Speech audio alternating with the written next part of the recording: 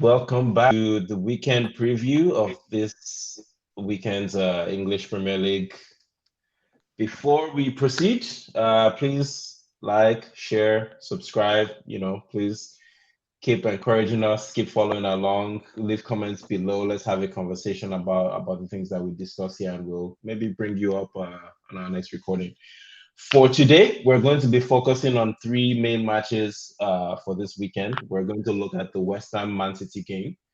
We're going to talk about Manchester United versus Brighton, and then we will look at Newcastle and Brentford. We will analyze each game, talk about where it's likely to go wrong or right for each team, who's missing, who's likely to impress, what the tactics are going to look like, and generally just have some fun time, some banter. Yep. All right. Chelsea losing to Bournemouth. So let's go ahead with the Chelsea man. Someone got jokes. let's take a look at the West Ham Man City game to start out. Charles, give us your thoughts on West Ham Man City. It's Man City. They've started fast this season. They're top of the league. West Ham have been surprised, I would say, challengers considering how their last season went, where they struggled in the league. They're still unbeaten so far, and they're looking good. They're looking consistent. They've won games convincingly, and they're, I believe, fourth in the league at the moment. So, Charles, thoughts? Well, you started off well by saying Man City. They're starting the season well, and that is something they didn't really used to do. They most times just start calmly and then pick up. But this season has been really different. I think they're still coming off their high from the treble winning season from last season. So Man City and West Ham, correct me if I'm wrong, I think they're the only two unbeaten teams. Well, Arsenal is unbeaten. They're still about 6 unbeaten teams. Unbeaten, okay. So City, Arsenal is Tottenham. unbeaten. They are the top two right now, basically. The City, Tottenham, Liverpool, West Ham. West Ham is fourth. Arsenal, and then Brentford is also unbeaten, but Brentford is eighth. Okay, so they're not that much. I think he's talking about the top two on the table. Yes. I thought they were like top. I know Man City is number one, but and City is the one that has the 100% record, no loss. I mean, no draw, no loss. Okay, correct. So that everything basically works in City's favor is what I'm trying to start off with. City is they're the defending champions, coming from a treble-winning season, starting off the season well, unlike previous seasons. So all that goes to say this game is going to be a very tough one for West Ham. Now West Ham has some things going good for them. They're coming from a trophy-winning season, even though it's just a Conference League. But that's something they haven't won a trophy in years. So they won a trophy. They're starting off the season really, really, really good. Although last season they were not that good in the EPL, but they stepped up, and this season they seem to be doing really, really good. So on that note, how do I think this game is going to pan out? I think, first of all, I'll say this game is probably going to be won in the midfield because of how much work has to be done to set up the teams. And, of course, the midfield is the heart of the team.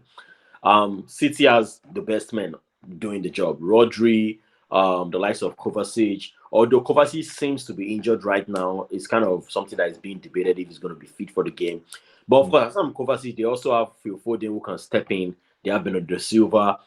But there's also the new guy, Nunez, which we do not know if he's even going to start or if he's going to start where he's going to play. So City has the bulk of the best men in that midfield. Now, I also know West Ham, they can pull some strings. When it comes to set pieces, they have the stronger hand, which is JWP, James Ward-Prowse. So I think that's something to consider. Although, would they get a set piece against City? That would be very, very difficult to call. But I also think the likes of Paqueta he's been the man to watch basically for West Ham since the season started. And we all know those of us who know the history behind Paqueta's relationship with City. City wanted to buy Paqueta in the summer window. Paqueta had some, I guess, gambling charges, and then City dropped their interest because of those charges. So rumor has it that City may still come for him in January, but he's been playing like he's really trying to impress. If you're trying to impress your former boss, what better stage to impress than against his team? So I think Paqueta is going to be the man to watch. Now, Paqueta, he does a lot of ball holding, ball control. He's very good on the ball and off the ball. But will West Ham have the ball? That is the real question. Because we know how City plays. They do the ball holding. They control the game a lot. West Ham may have to depend on counter-attacks. City making a mistake and West Ham, taking advantage of that mistake. And we know West Ham is very good at that because they have a strong man up front, Mikel Antonio. Antonio knows how to get that ball. He did that against Chelsea. He's done it a couple of times already this season. Getting that ball, maybe from the midfield and just driving, pushing defenders left and right and pushing through. Now, even if he doesn't get the ball from the midfield, even if he stays in front, we have the likes of Gerard Bowen and Paqueta, as I mentioned earlier, who can feed him the ball from the wings. So, wing play for West Ham will be important. City ball control will be very, very important because they're already very good at it. So, I don't expect less from them. Now, overall, I think I'm going to give the game to City. Realistically, I'll call it maybe a 3-1 win because I think West Ham may still be able to nick a goal. So I'm going to give the game to City. But if West Ham ends up pulling a draw or a win, I won't be surprised.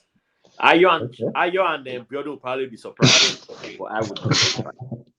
Let me throw in a wrench real quick into your analysis. You talked about Kovacic being injured.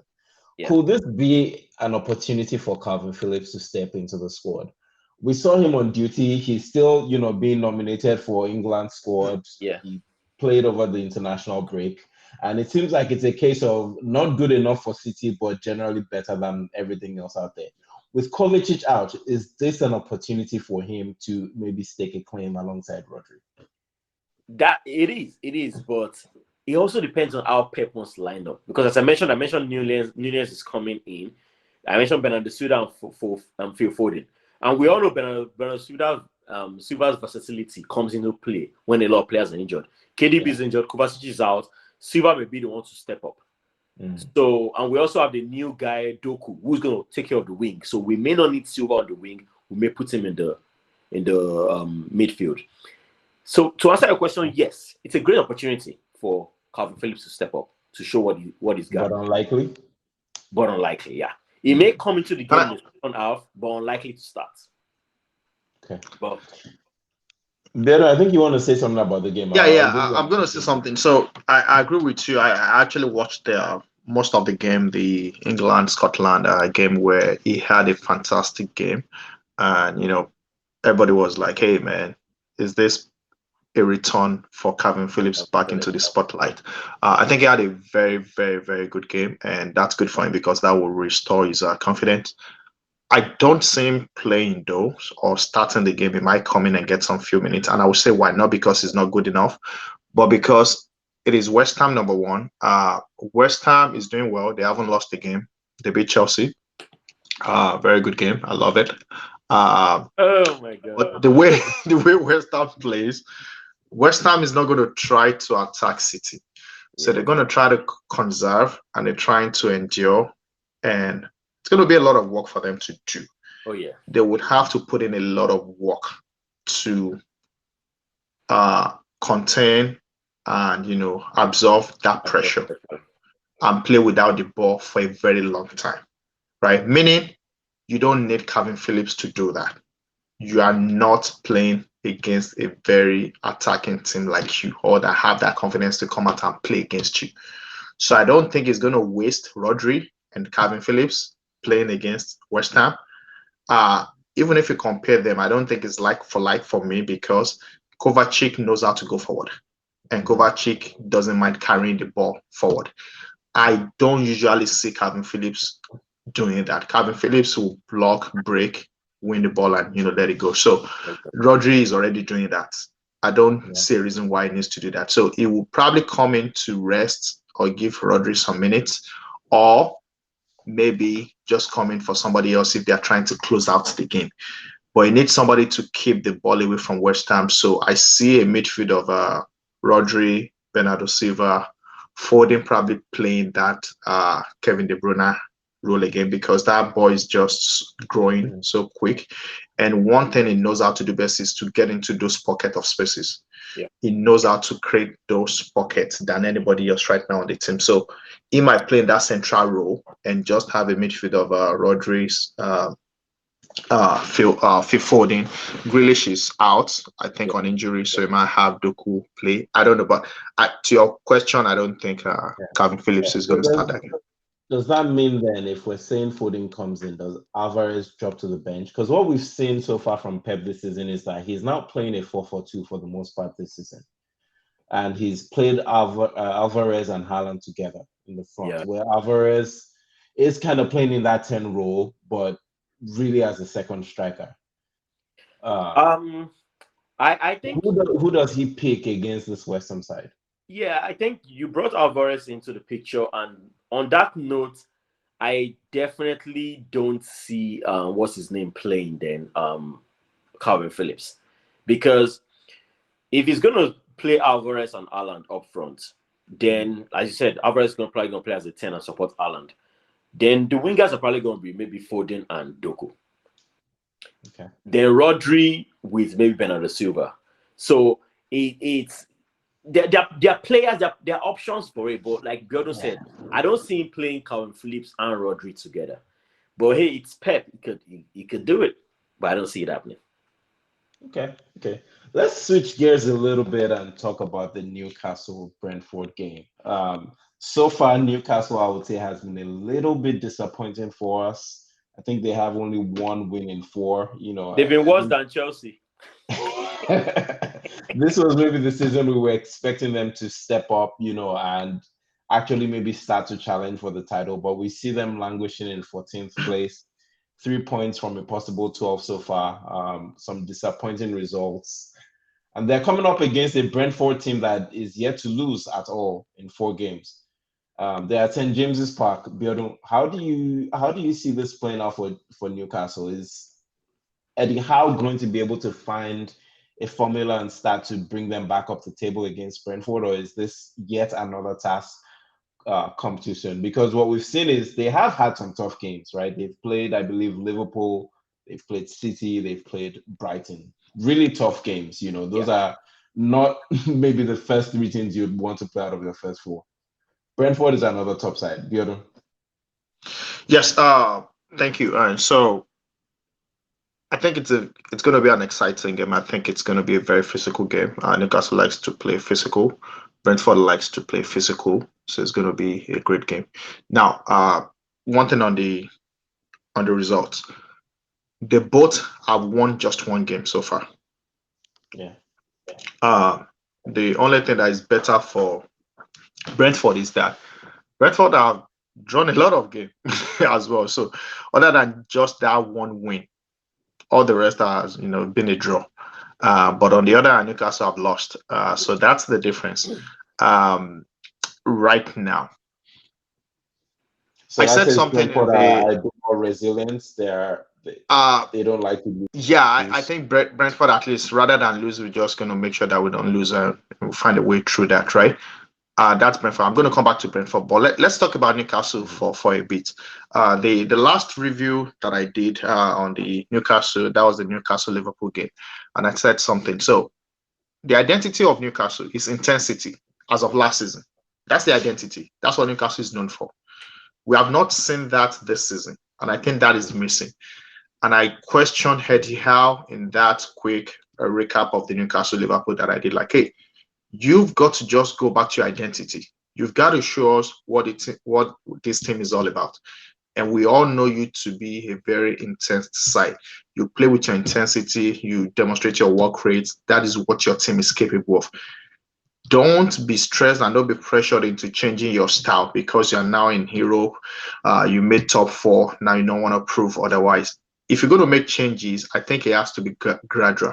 It's like he's doing something that I really cannot explain right now because whatever he's doing is not working. And I don't think that is tied down to injury of few players or departure of few players.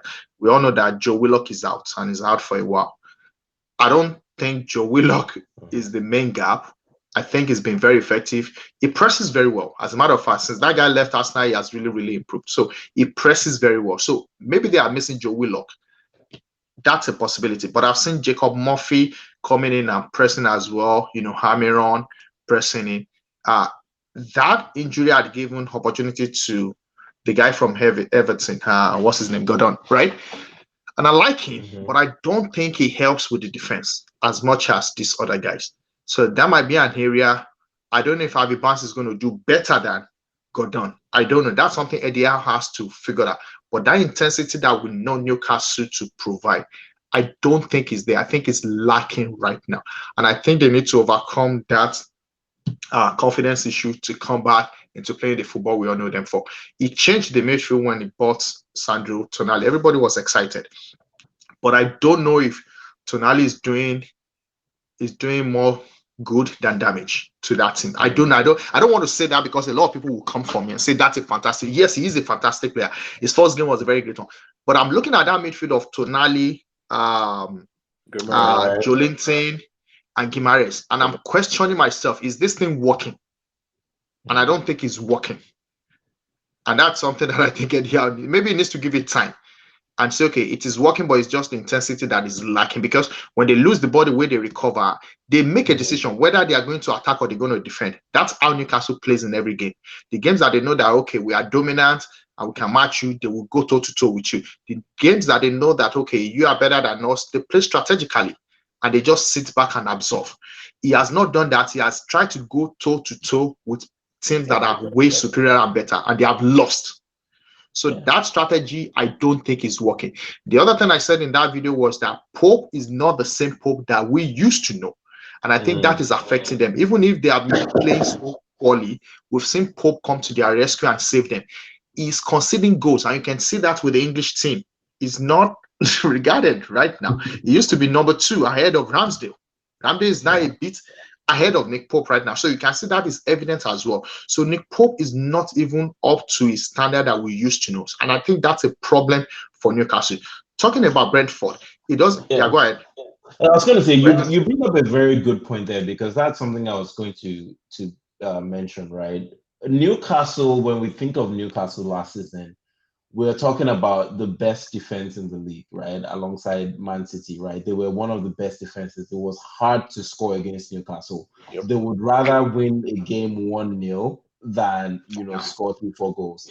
And so you talked about, Eddie Howe maybe trying to do the evolution of Newcastle and turn them into a more dominant, more attacking side, which is what you expect of the top sides, the best clubs in Europe, right? And we've seen them concede 7 goals so far this season in just 4 games. Their record last season would have been something more like 2 or 3 goals conceded in 4. Yeah. So do you think this is a case where Eddie Howe tries to find that defensive base again and goes back to saying, okay, we're going to defend first and then build from there?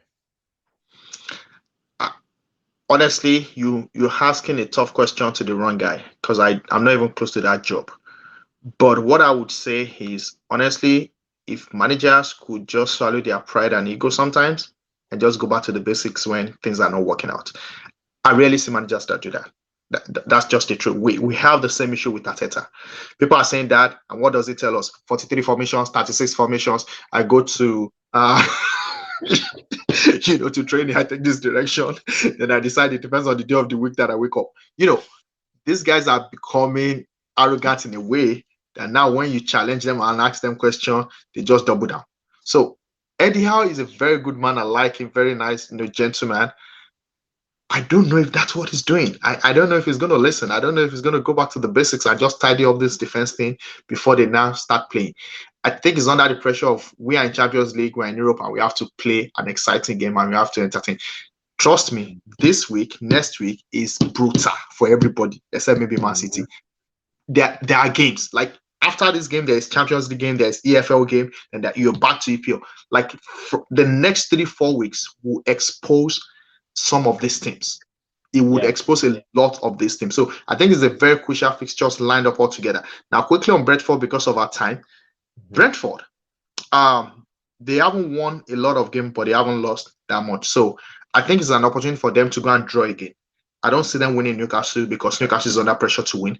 I think Eddie Howe would win. He has to find a way to win. If he doesn't win, is going into this week of Champions League and it's going to affect them badly. So he has to find a way to win. They have Isak that has been delivering, and I think it's superb. I mean, he's benching Callum Wilson, so he deserves that starting shit.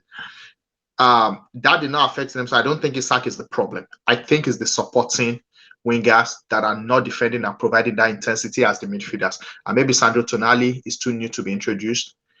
I think they need to do something. But Brentford, I don't think they are missing Ivan Toney right now because goals are coming. Other things are happening in other areas, but goals are coming. So we have Wissa stepping into the game, Wissa and Buemo, and I think they are doing okay. So I expect a very good game. I will leave this thing as a draw, but if someone will take 3 points, I think it's going to be Newcastle. Okay, that's really good. I was going to ask you for your prediction, so you just gave it there. Excellent. The one more question I was going to ask really on that, real quick on that game is, you talked earlier about Anthony Gordon maybe not providing support. Would you start Isak? Because we saw last season a lot of times it was Isak on that left wing, and then he played Callum Wilson up top. So he tried to fit both strikers into his game. Is there a case for starting those two together, or do you think he continues again with that Anthony Gordon Isak formation? I have been making that case. And I think you and Jonathan actually disagreed that he should start the two of them. I think you said he should start one, and if that person should be Isak. I remember making that case against the Man City game very well.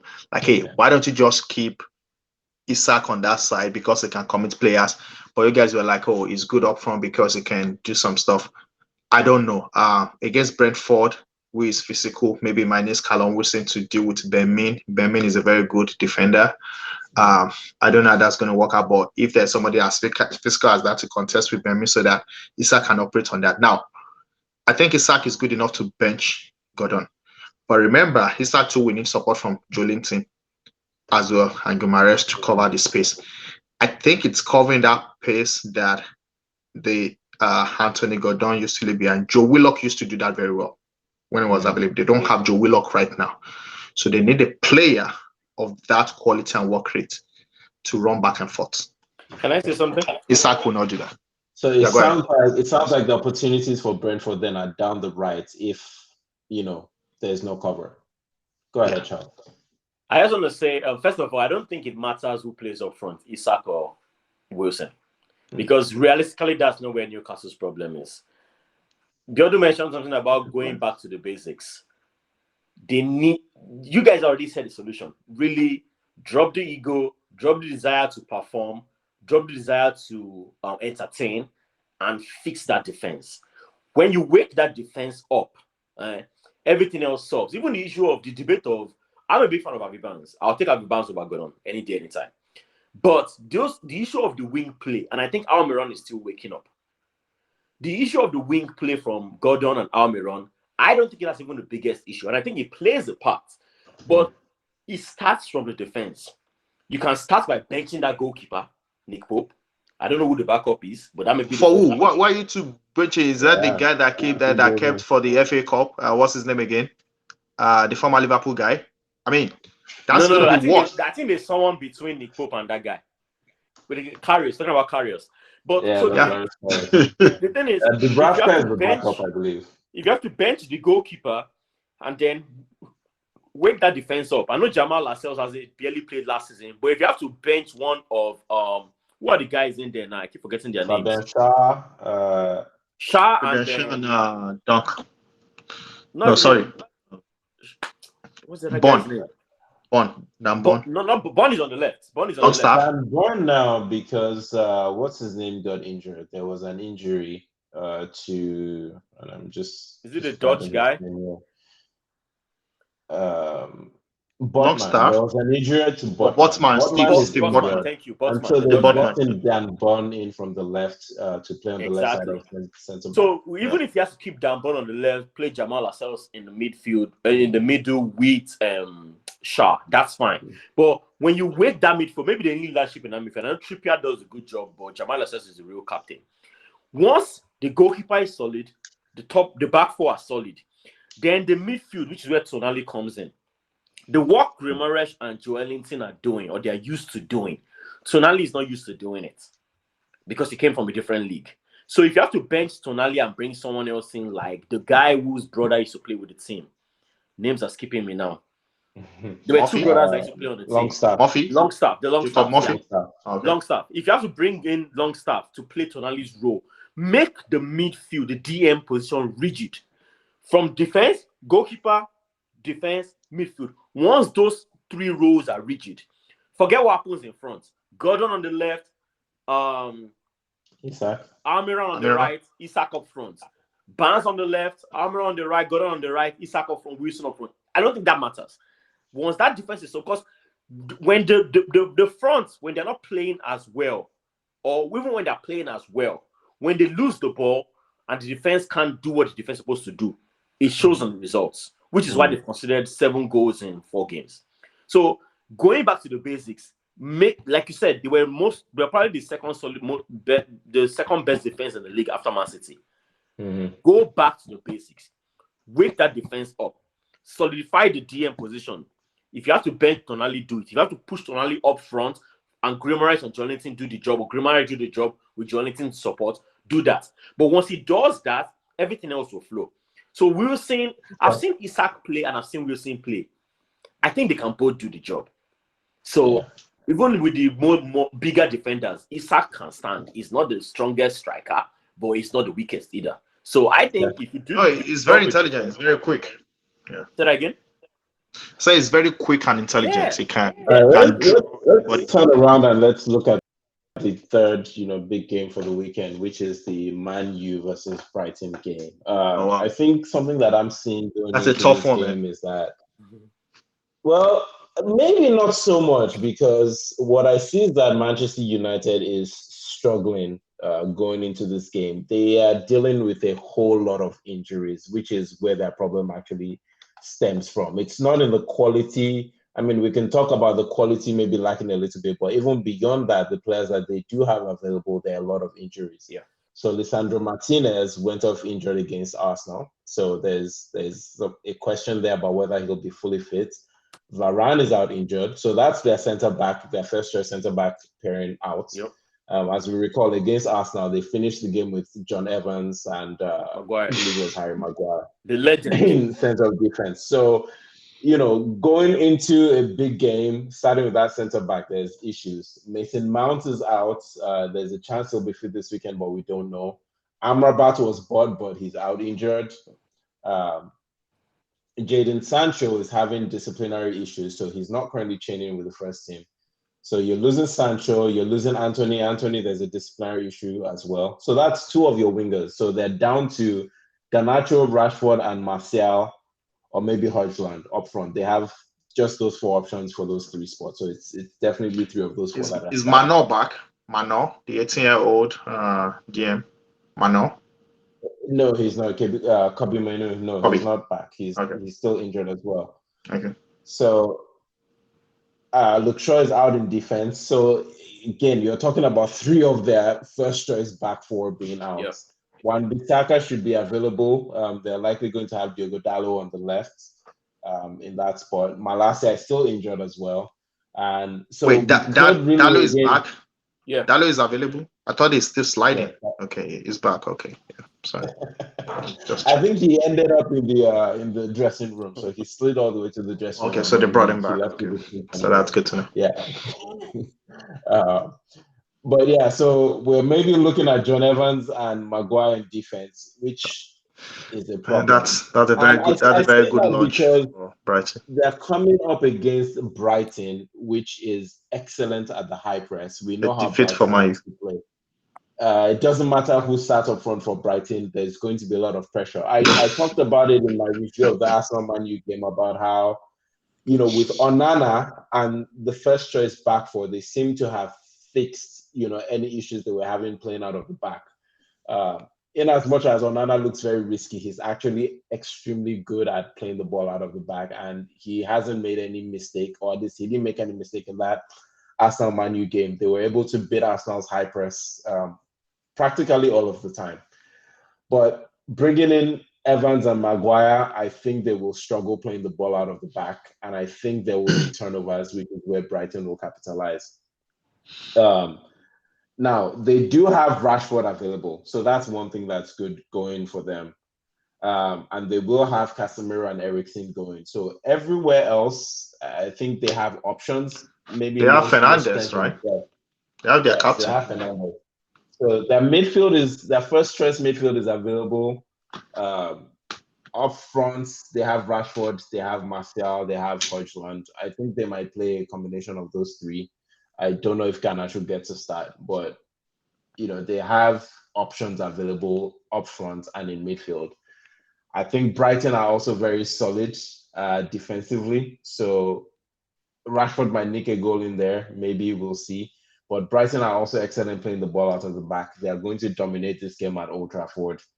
And I honestly can't see past Brighton winning this game. So something interesting to note, Manchester United haven't lost 3 of their first 5 games, I think, since like the 80s. So even with all the records that we saw maybe under Moyes or all the other managers, there are still new lows for them to accomplish. And this is at Old Trafford. Brighton have won the last 3 games against Manchester United, so this could be a fourth. I see it being a fourth. I can't look past Brighton for this game. Charles, I don't know if you have anything to add. First thing is, Ten Hag has to do everything in his power not to start Evans and Maguire. Whatever you have to. What are you talking about? What are the options left? What are the options? Do you drop Casemiro into defense? Want Casemiro to go play center back? Guys, I'm not the coach. My point is, the coach has to do whatever he can. Which is? I don't know. Which is? I don't know. You gave an option. You said bring Casemiro to the back. Whatever he has to do. If he has to play Onana as a DM and find another goalkeeper. I'm serious. No, I'm actually not joking. I love that. So they bought the Turkish goalkeeper, Badia. So play Badia in goal. Evans and we agreed that we're not going to play from the back. Play Badia. Move Onana into DM. Move Casemiro to centre back. I like you very well. I'm just making. Is it recovered? Has Lindelof recovered? I don't see Lindelof on the injury list, so Lindelof, I think, might be available. Okay, so that's an option. Play Lindelof and Evans. You know whatever you do, Evans and Maguire is a ticking time bomb. There's no way they can defend with those two together. Evans is too old. Maguire is too confused. It's not. It's just not going to happen. You understand? So if they can fix that, I actually think Man U, they have a lot of injuries, but like you said, they have their starting midfield. The front is not so bad. If they can, that centre back now, Dalot can play the left. I think I actually fear Mitoma the most when it comes to Brighton. He may not score. That's a matchup I want to see. Mitoma, Bissaka, I'm fine. Yes. See, in the league, one-on-one with Bissaka, you're not going to win that. That's what I'm getting to. I'm saying I'm fine. Bissaka will undo that. I know. That's what I'm saying. I fear Mitoma the most. I was getting there. But I trust Bissaka to undo it. Wan-Bissaka to undo it. So, if Wan-Bissaka can nullify Mitoma, and they can set up a good defense, Lindelof and Evans, I'll be fine with. You understand? If they can set up a good centre-back defense, then they may be good. Do you think Evans starts ahead of Maguire? Is Maguire that far below the pecking order that even John Evans signs a short-term contract like that? Yes. Here's why I'll say why. Maguire has so many issues going on. He's lacking confidence. It's a big deal. It's looking psychological at this point. Just like the whole Richarlison talk about he needs to go see a psychiatrist. That's where Maguire's case is. I mean, he just got a home goal recently for England. So Carrington scored the goal. He didn't score the goal. The goal was into Carrington. Either way, Maguire was involved. My point is, I wouldn't say Maguire again though, because Evans is like a Thiago Silva for us. Maybe not as good, but as experienced. And right now, he's not lacking confidence. He's not on a poor run of form. He's just old. Age can be managed. You don't have to run too far. You don't have to move too far. Stay where you are. Positioning is key. You understand? Maguire, on the other hand, whatever is going on with Maguire cannot be managed in just one game. So I'll start Evans ahead of Maguire. Interesting. Wow. Big call there from manager Charles. Yeah, whatever. Yeah, I mean, it's going to be either one of them, to your point, pairing with Lindelof. So if they can do that, Lindelof and one of them, then have Dalo Yeah. on that left side, keep Wan-Bissaka on the right. They have their midfielders, and they have bring in Garnacho, Masha, Two and things though. Rashford. Two things. So real quick, Two things. yeah, If you want to yes, watch a comedy though, I would like to watch a comedy and see Evans and Maguire start. That would be crazy. But They the played second for thing is, Leicester. Nothing happened. They will do it. They can do it. the second thing is, that was 7 years ago. can they play back three? Back three. That could be an option. Tell me who the inverted player is. Who is going to play inverted? Who has you seen been able to play inverted So they can play midfielder back on three. Manchester? This is me just being. I know. Just give me the inverted player. Who is the inverted Hold player? on now, Biodun. So I think it's They can play. It's crazy, but if they play Lindelof in between Maguire and Evans, Maguire and Evans, Lindelof, wait now, Lindelof, Maguire, Evans be the back three.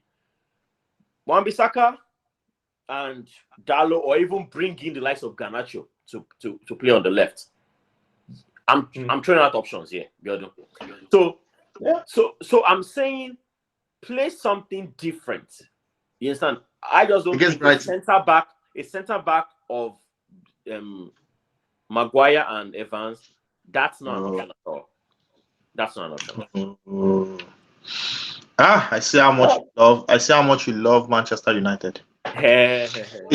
It's a good idea, but this is not the idea you bring up against Brighton.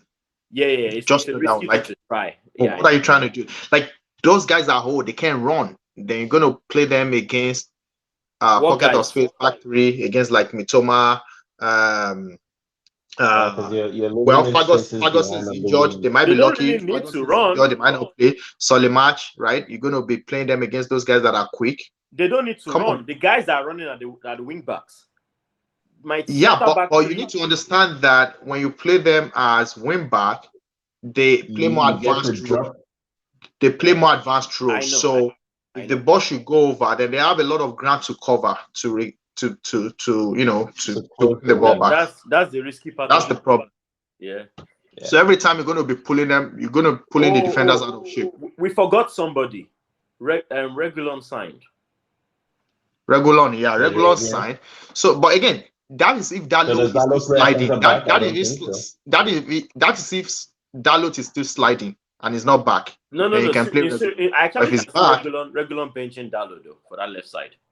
I doubt it. He hasn't played ball. That guy hasn't played ball in months. I don't even know if he's fit. When you have Solimatch on the other side, I think the fact that Solimatch is left-footed will even be a bigger incentive to play right-footed Dalot against them. Okay, fair enough. But yeah, so all that said, do either of you see a better result than a draw for Manchester United in this game? I don't even see a draw for Manchester United. I don't even see a draw. I see a calamity. Okay. I see Brighton beating them as much as 4-1. There's only one. You know, when you watch Avengers: Infinity War and Endgame, and Doctor Strange was asked, "How many scenarios did you see?" He said 1,000 and blah blah blah, 1,000,000, whatever. How many did we win? Yeah. One. There's only one instance where Man U will beat Brighton, which is a miracle. Good point. All right. That said, let's just take a quick look at the rest of the games this weekend, shall we? First game up at the weekend is Wolves against Liverpool. Quick predictions. I'm just going to take quick fire predictions. Biodun. Wolves, Liverpool, you said? Yes.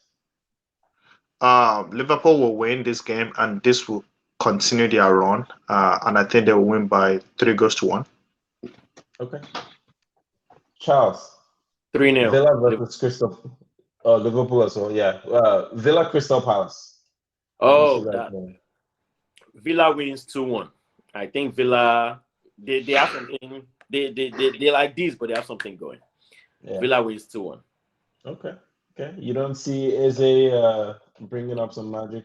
I mean, the dream of the magic and get one goal. Biodun, Fulham against Luton. Fulham. 2-1. Okay. So let me pause there for a second and ask the question: is there any chance of Luton even getting a win in this league this season? From what we've seen of them so far, from what we knew of them, is there a Sure. I chance mean, of them? they I'm not can. even They going to can. talk about staying in the league. Is there a chance of them getting a win Yes, against anybody can win any game. Everton? Yeah. It's 38. It's 38 games. Yes, why not? Yes. I mean, it will be sad. Come on, man. It's 38 games. They will win. Even when Norwich got relegated, they won. Last season, West Ham was going to relegate. Southampton relegated. They beat Chelsea. So if the Southampton could beat Chelsea on their way out, I don't see why Luton cannot win again. I mean, it's a fact. Ayo, to answer your question, yes, they're going to get a win because by the time we get into Champions League mode, by the time December hits and people start getting injuries, Luton is only playing EPL, really. Maybe they're playing EFL also. When those injuries start hitting those teams playing in Europe, Luton is going to sneak a win at some point. You understand? Okay. Yeah, so it's bound to happen. But by the way, no disrespect. They already won their EFL Cup. They won their EFL game, and I just double check again. No, we're Luton already. we're talking about a win in EPL, Biodun. Yeah, I'm just letting you know they won EFL game, so they might win and they should win. But go ahead, yeah. So along the same lines, is there a chance of them staying up? No. Yeah. Okay. So no, with that we're stadium. confirming for relegation. All right. No, with we that talked stadium. about the Man U Brighton game. Spurs Sheffield United. Spurs is going to shatter Sheffield. Okay. I don't know about shatter, but yeah, they should defeat Sheffield. No win. Yeah. Spurs win. Yeah. All right. Let's go to Sunday. Bournemouth Chelsea. I'll ask Charles for this. Charles, how do you see y'all doing against Bournemouth? We're gonna beat them. Yeah. Sorry, what did you say? What did you say? Okay. We will Score beat prediction. Bournemouth. Yeah, Okay. I'm Score confident. prediction, please, Charles.